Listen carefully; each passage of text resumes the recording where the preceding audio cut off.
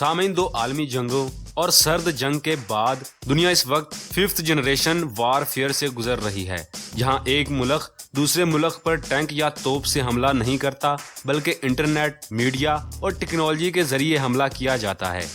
आज से 100 साल कबल दुनिया की बड़ी ताकतें अपनी फौजी कुव्वत की वजह से किसी भी दूसरे मुल्क पर काबिज हो जाती थी, लेकिन आज अगर किसी मुल्क पर कब्जा करना हो तो वहां के सोशल मीडिया को कंट्रोल किया जाता है, मेन स्ट्रीम मीडिया में एजेंडा सेटिंग की जाती है और मुआशी पाबंदियां लगा दी जाती हैं। ऐसी सूरत हाल में इस मुल्क पर कब्जा करने की जरूरत ही नहीं रहती।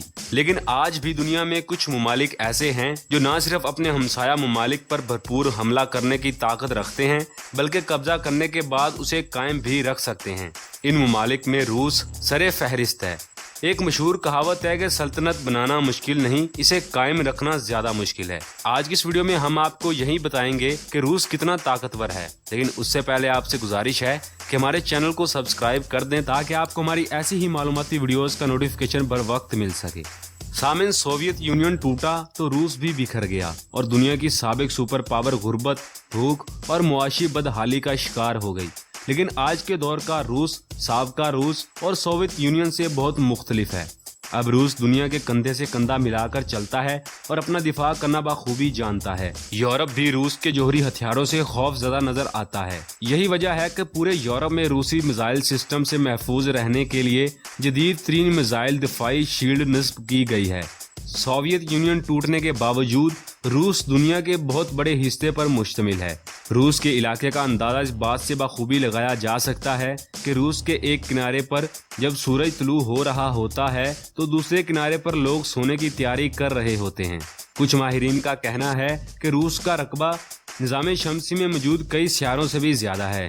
रूस के पास इतना रकबा है कि इसमें 5 भारत, 21 पाकिस्तान या 115 बांग्लादेश पूरे समा सकते हैं।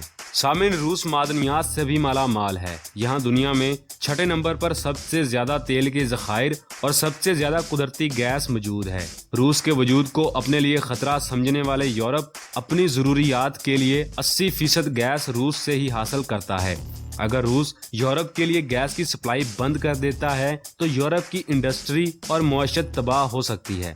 दुनिया में सबसे ज्यादा रकबा होने के बावजूद रूस का मसला ये है कि इसकी आबादी रकबे के लिहाज से बहुत कम है। अगर रूसी हुकूमत अपने हर 10 शहरियों को 1 मुरब्बा किलोमीटर इलाका दे तो भी रूस का इलाका पूरा नहीं होगा। आबादी कम होने की वजह से रूस को बहुत सी इंतजामी मामलात में भी मुश्किलात का सामना रहता है। सामीन, दुनिया की तारीख इस बात की गवाह है कि जिस मुल्क ने भी समुद्रों पर राज किया है उसी ने खुश्की पर भी खुद को सुपर पावर मनवाया है। रूस का एक और मसला गर्म पानियों तक रिसाई का भी है। रूस का शुमाल पूरी तरह से बर्फ की लपेट में रहता है, जिसकी वजह से वहां से समुद्री रास्ता इस्तेमाल करना किसी भी तरह मुमकिन नहीं। रूस की एक बंदरगाह व्लादिवोस्टोक दुनिया में कुछ अरसे के लिए काबिल इस्तेमाल तो होती है, लेकिन यहाँ मसला ये है कि रूस को जापान के ज़ेरे इंतज़ाम समंदर से गुजरना पड़ता है। जापान के समंदर से गुजरने में खतरा ये है कि जापान अमेरिका और नेटो का इत्तेहादी है। इस बात से भी सभी वाकिफ हैं। यूरोपीय ममालिक ने नेटो इत्तेहाद बनाया ही इसलिए था कि रूस से मुकाबला करने के लिए एक निज़ाम कायम किया जा सके। दोस्तों, ये हकीकत है कि रूस की असलहा इंडस्ट्री का शुमार भी दुनिया के बेहतरीन ममालिक में होता है। अमेरिका के बाद रूस को दुनिया का सबसे ज्यादा असलहा पैदा करने वाला मुल्क तस्लीम किया जाता है और यही इसकी ताकत में भी इजाफा करता है। रूसी असलहा की दुनिया भर में मांग है। भारत और चीन भी रूसी असलहा के बड़े खरीदारों में से हैं। रूस का T-90 टैंक भी अमेरिका के लिए परेशानी का बाइस रहा है। ये वो टैंक है जिस पर रॉकेट भी असरअंदाज नहीं होता। ये बात आपके लिए हैरान कुन होगी, पिछले 100 साल में सबसे ज्यादा इंसानी हलाकतें रूसी हथियार क्लैशनकोव की वजह से हुई हैं।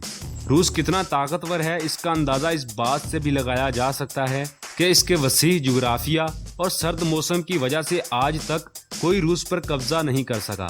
जंगी माहिरीन के मुताबिक रूस पर कब्जा करने के लिए 1 करोड़ से जायद अफराद पर मुश्तमिल फौज होनी चाहिए। अगर दुनिया में सबसे ज्यादा फौज रखने वाले 14 ममालिक मिलकर भी रूस पर हमला कर दें तो इस पर कब्जा नहीं किया जा सकता। दुनिया के दीगर ममालिक की तरह रूस को भी कुछ अमरीकी पाबंदियों का सामना है, जिसकी वजह से वो कई इंटरनेशनल मुआहदे नहीं कर सकता। इसके जवाब में रूस ने भी अमेरिका पर मुख्तलिफ किस्म की पाबंदियां लगाई हुई हैं। جو امریکی معیشت پر کچھ حد تک اثر انداز ہوتی ہے۔